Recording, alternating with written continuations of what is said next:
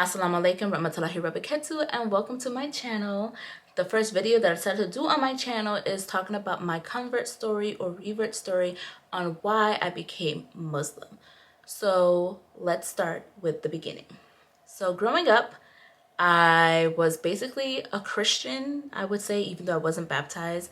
My parents are both under the branches of Christianity. My mom was born Catholic and my dad was born Anglican. And nobody decided to baptize me. I don't know why. I don't know if it was because they were like, oh, is she going to be Catholic or is she going to be Anglican? But my sense of religion was very I didn't have that much knowledge on religion or knowledge on Christianity in general based on the way I grew up. The only knowledge I had was at family gatherings, we have to pray before we eat. You have to open up the Bible to Psalms 23. If me and my mom are going on a trip, like driving long distance, we had to pray before going there and pray coming back. And I had a children's Bible, and I had two movies, The Joseph King of Dreams and The Prince of Egypt. So that was my introduction and type of knowledge of Christianity. That's all I really had. I didn't really get into the depths. My mom didn't attend church and stuff like that. I didn't really have that much knowledge on that aspect of things. Now, fast forward later on to life, my mom had friends from different cultures and different ethnicities and different religions and so forth. So from her having that, I was able to be exposed to different things, go to different events. It was in 2015 when I heard the recitation of the Quran for the first time.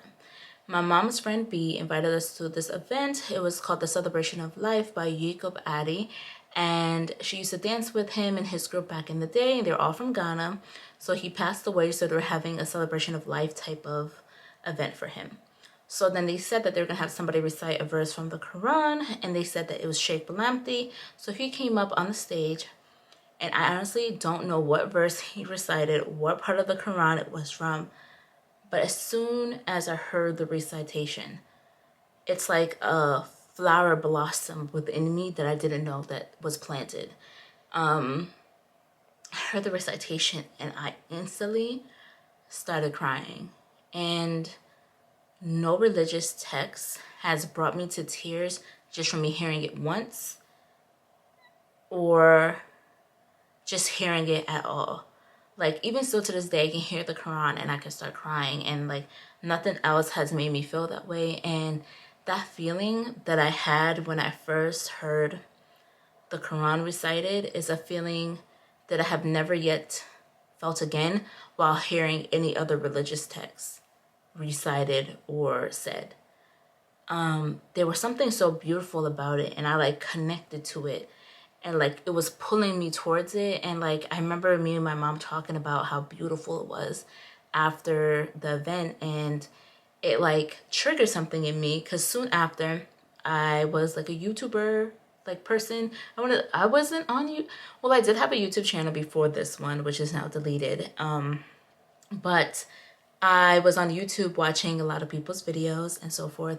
So I started to subscribe to more Muslim women. So I'm watching them, watching their videos, learning a little bit more about Ramadan, seeing their day-to-day life, hearing the Islamic phrases that they use and so forth, and slowly started learning more.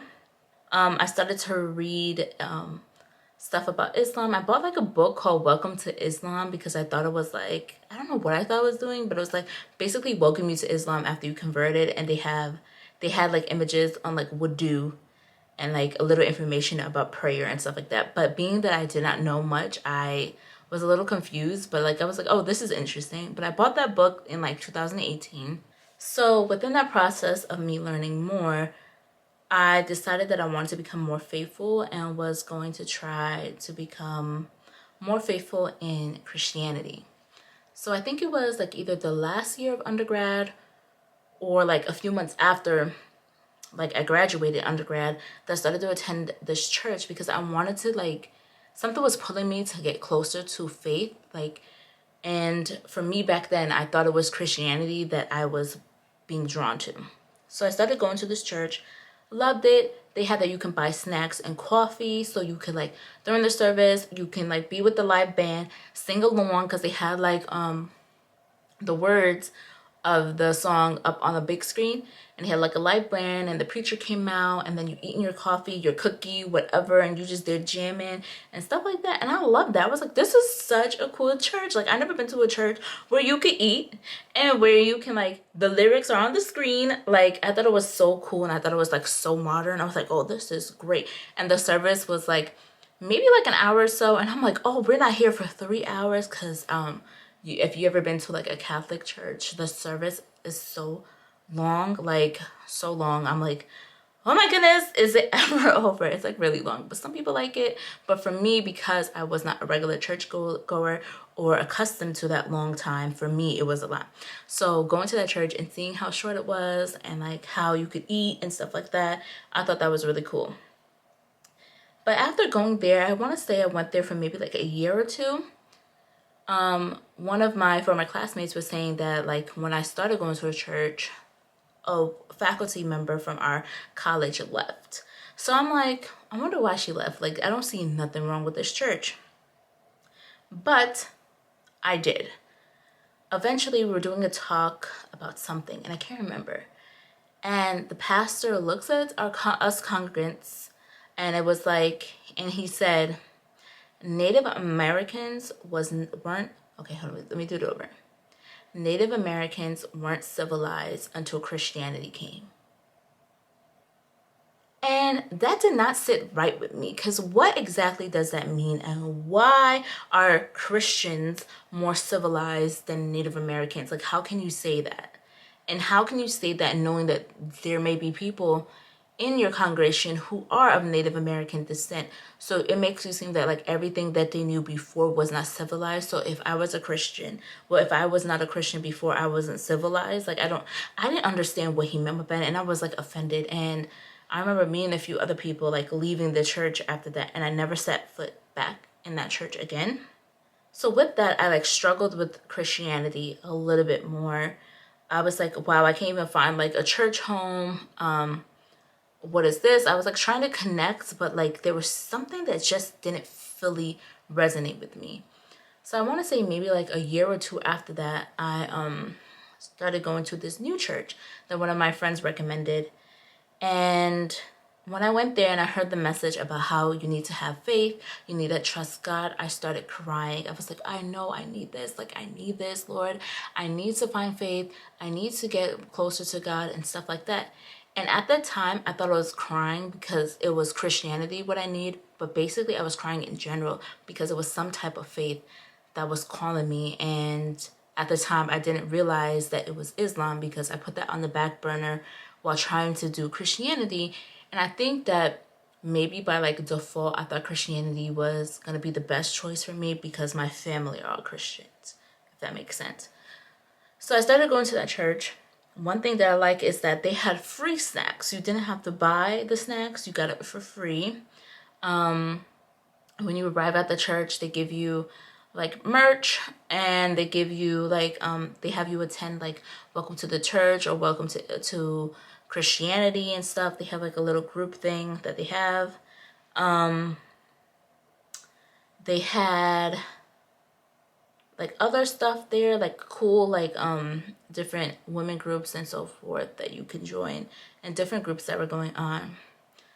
I joined 2 groups at the church, but they were like really strange to me and like didn't sit right with me as per se. So like I did not feel like 100% comfortable and ended up leaving both of the groups because of my feelings towards the groups and so forth. But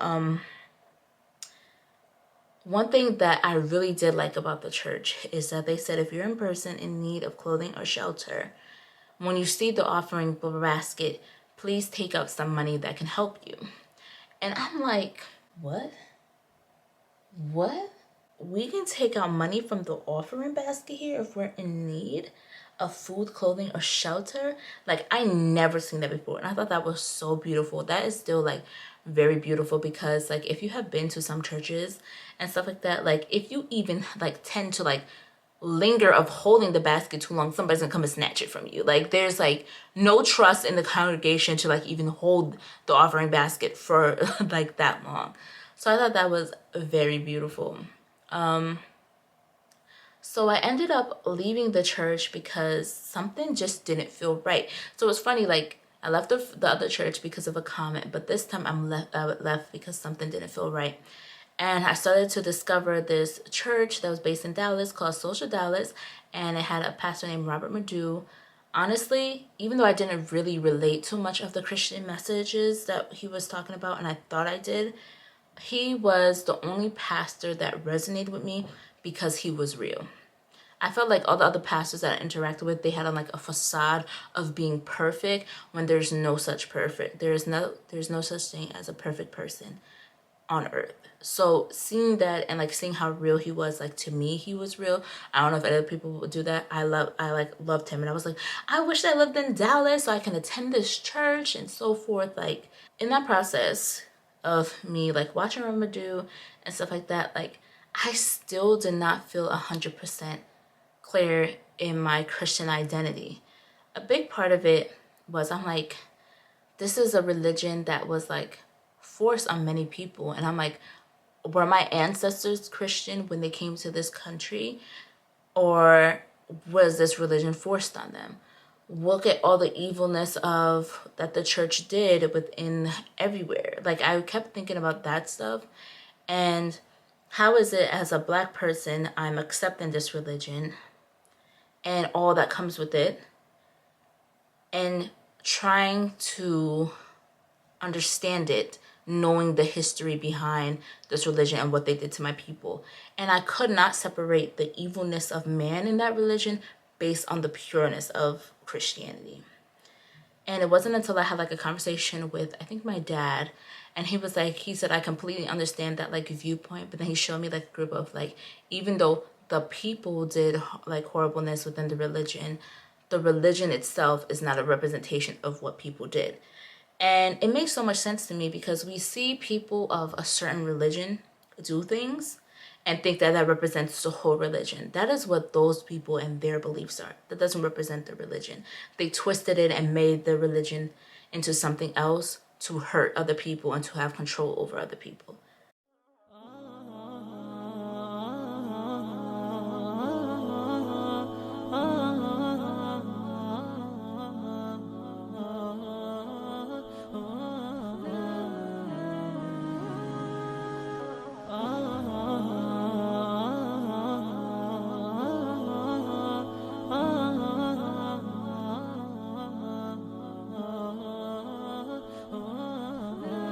So I was like battling that ideology, and I also like overall I was just battling like my religion and my connectiveness to it. I don't know if that's a word. Like I did not 100% feel comfortable, 100% feel like, oh, I know Jesus got me. Like I did not feel that. And when it came to worshiping Jesus, I never connected like, the Holy Trinity. It's God the Father, the Holy Spirit, and the Son.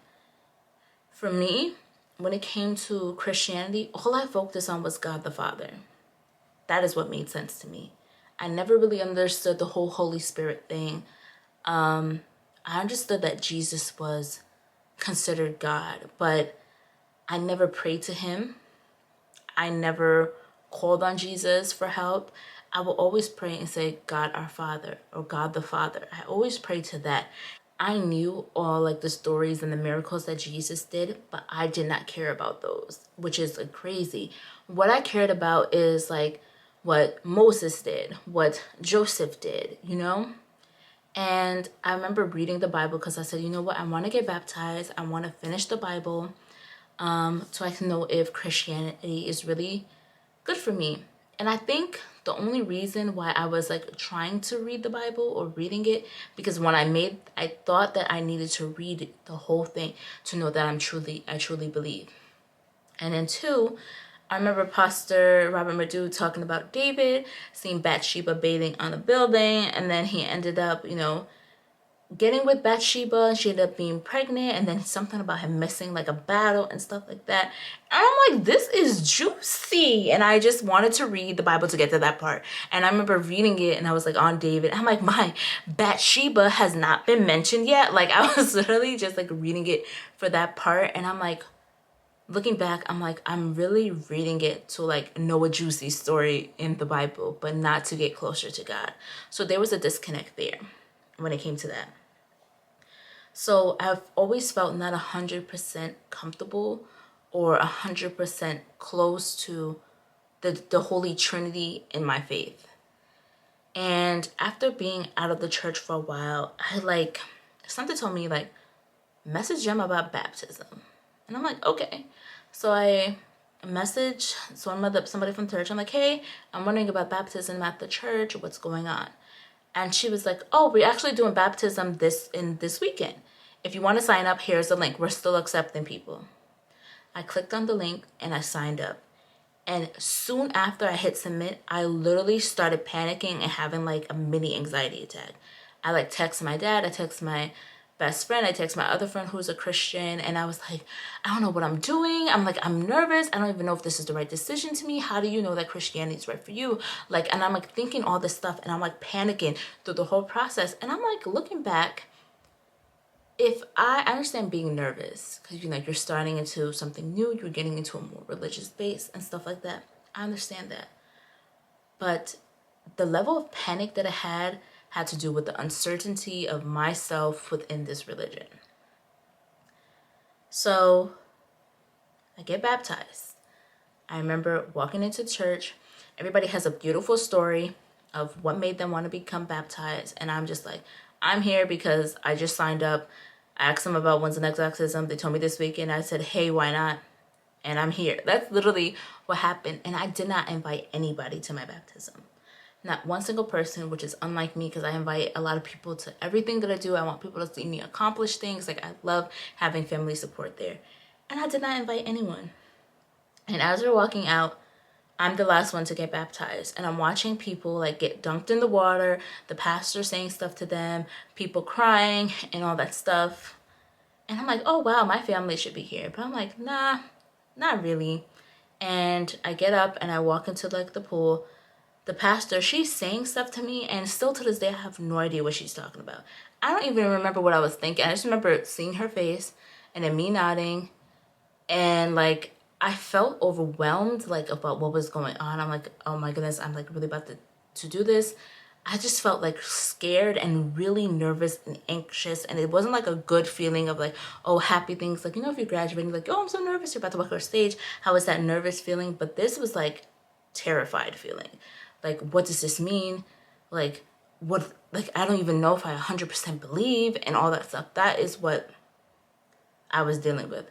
So I got dunked in the water, got out.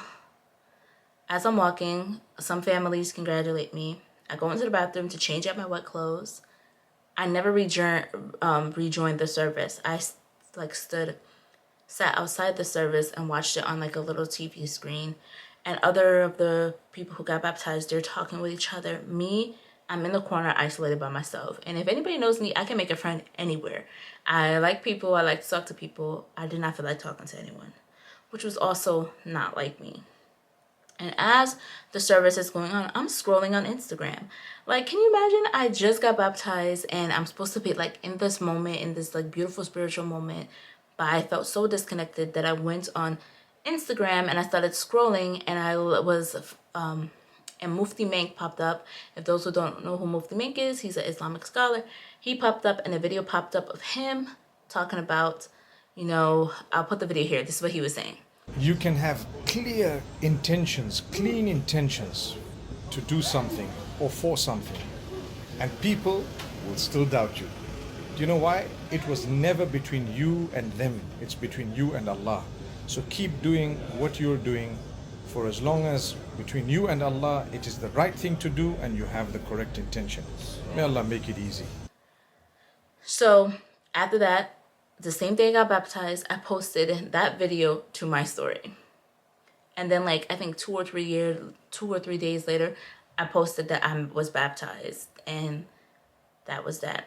So after baptism, I tried to get closer to Christianity. I tried to follow Christian pages and stuff like that, but I was still not 100% sure, 100% certain in my faith.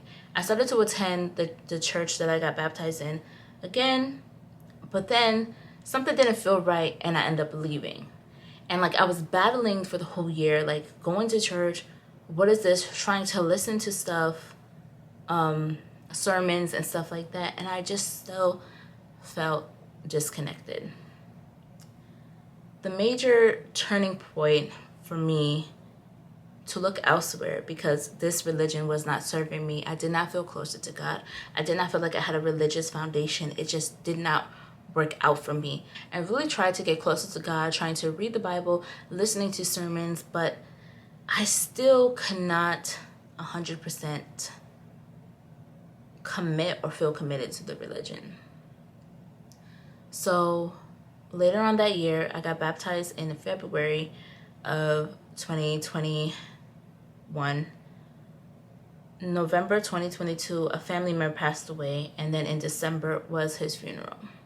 And I remember attending his funeral, and I'm just there, and I'm like, I'm uncomfortable. Not because, and it's like, okay, death isn't comfortable, but it wasn't that. It was like I'm comfortable being that, like, I'm in this church, and there's a chance that my burial may look like this. We were in a Catholic church, but even though I wasn't Catholic, I just like was thinking about how like the similarities, like it would be a Christian ceremony, how it may be. And I'm like, and this is how it be. And I'm like, we're in this Catholic church with my Black Caribbean family, and I look around on the walls, and there's just pictures of white angels on the wall. I'm not white. I don't look like that. And I'm looking at the pastor, who's a Black Haitian man, and he does not even look like the pictures on the walls, and he's preaching in this church. And I was just like, I don't know about this. And then I'm listening to the prayer, listening to the songs, and I'm like, do I want these songs at my funeral? Do I want this preaching? Like, nothing in it made me feel comfortable enough that when I die, this will be what will happen. You know, people plan their funeral, right? Like, they want certain things to happen on their funeral and stuff like that. I never thought of it, a funeral, but being there, I realized that this is not what I want. Even when we went to go put him in the ground, the songs I was singing, none of them were like songs I want anyone to sing when I die. Like, that's literally what I was thinking about. So soon after his funeral, I started to research Islam for kids so I can learn more and stuff like that. And in May of 2022, my friend Sharuk gifted me with a Quran because her family got one. And I read the first 30 pages and I started crying. I have never opened up any religious book and started crying. And the book I have is not even in English. I have to hold the pen to it so it can translate it into English for me. The words are written in front of me in Arabic. After that first 30 pages that I read, everything started to make sense to me. Islam was the religion that called me that I ignored, while I was still trying to figure out if I'm going to be a Christian or not. There's a reason why I never related to calling on Jesus and stuff like that, because there is no Holy Trinity in Islam. There's just Allah subhanahu wa ta'ala. You pray to Allah. He has no son, no daughter, no mother, no father. He has none of that. And before, when I was a Christian, I would just pray to God the Father, because that's the only thing that I could relate to and that made sense to me. And after reading the first 30 pages and just reading it and seeing what you're supposed to do, how you're supposed to carry yourself and all this stuff, it just made so much sense to me. And I never had a religion that made that much sense to me, because I've been around many other religions besides Christianity, and nothing interests me like Islam had interested me. From me reading the 30 pages and so forth and continuously reading, I did so much research about Islam. I researched the good, the bad, and the ugly. I wanted to know every possible thing I could know. Why people left the religion, racism in the religion, the enslavement of Arabs of African and Asian people, why people left Islam, why people became Muslim, what people found the beauty in Islam, why so many people who are born of other religions are converting and becoming Muslim. I researched all of that and the core basis of Islam and what it means to be Muslim, and also what it is to be a Sunni Muslim. I researched all of it. And through my research, they were still like, they have a little thing of doubt. And I'm like, God, if this religion is for me, show me that it's for me. That's what I kept saying. I'm like, everything is pulling me to this religion. Everything makes sense. I'm like listening to the Quran and I'm crying. I don't even know what is being said until I put it in front of me, and just hearing it is making me cry. There's something in it that is healing me that I didn't even know that I needed healing of. So the turning point of me doing my Shahada is, in the process of all this, I ended up having my first ever religious dream. I'm at Masjid al-Haram walking around the Kaaba. And to be at the Kaaba, the most holy site, one of the most holy sites for Muslims, in a dream, when I'm not even Muslim yet, is so beautiful and so, I don't even know how to describe it. It was just such a divine intervention in my dream world, but also awakening of what I really needed. That I was blind to see that this is what I needed. Everything in life, me hearing the Quran recited for the first time, reading the first 30 pages of the Quran and crying and all this stuff, that did not happen just for no reason. So I'm at the mosque, I'm at the Masjid al-Haram walking around the Kaaba, and there's this little boy saying, hurry up, Brittany, hurry up, let's walk around the Kaaba. He's like rushing me and stuff like that to go around, and we walk around 7 times. And at that time, I did not know that you had to walk around the Kaaba 7 times, and I did so in my dream. I remember waking up and knowing right there and then that I need to do my Shahada. Because it's clear as day that this religion makes sense to me and this religion is calling me. And it was like the final piece, that final little nudge that I needed was that dream of me walking around Masjid al-Haram, walking around the Kaaba. And I said that after I come from Canada for vacation, I want to go to the mosque and ask a few questions. So I go to the mosque, I get confirmation that, I got an email saying, can you meet with the imam at this time? I said yes. Never got a confirmation email. I called the mosque so many times the next day, nobody was picking up. Come to find out the secretary was sick or out that day. I can't remember. So I remember that day and I'm like, should I still go? And something was telling me is go and bring your mom. But my mom just came back from work and she was so tired because my mom's a nurse, and as everyone knows, due to COVID, the staff shortages and so forth are crazy. So I saw how tired she was, and I knew that I asked her if she wanted to go and she said no, and I knew that she wouldn't have gone. So I walk into the mosque and I was like, hey, I called, there was no confirmation, what's going on? So I ended up meeting with the imam and he said, so what is your story? What is making you want to become Muslim? And I told him, just like I'm telling you now. He said, that is a beautiful story. Then he said, I want you to say, La ilaha illallah, ashhadu anna Muhammadan abduhu wa rasuluh. So we go and I say that. Everybody's like, welcome to Islam, congratulations. And I'm like, what? I just did my Shahada. I was not expecting it.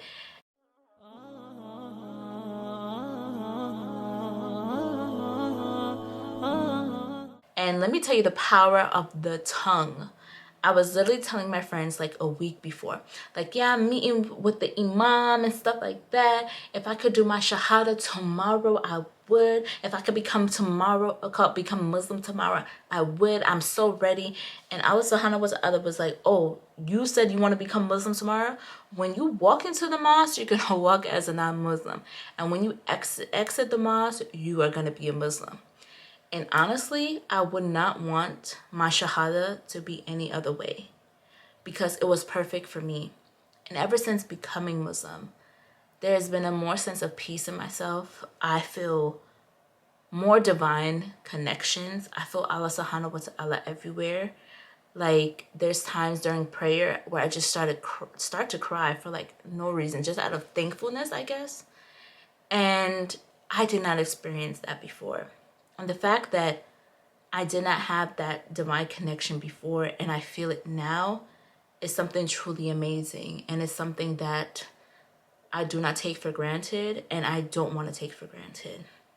And ironically, that little boy who was rushing me in my dream, I ended up meeting him later on in life. I met him in my dream first. At the mosque, I ended up getting a mentor, and she would always bring her son, and he would always be like, come on, come on, come on, like stuff like that. And I didn't make the connection until we were having Shahada story night, and the head imam at my mosque called me asking if I wanted to share my story at Shahada story night.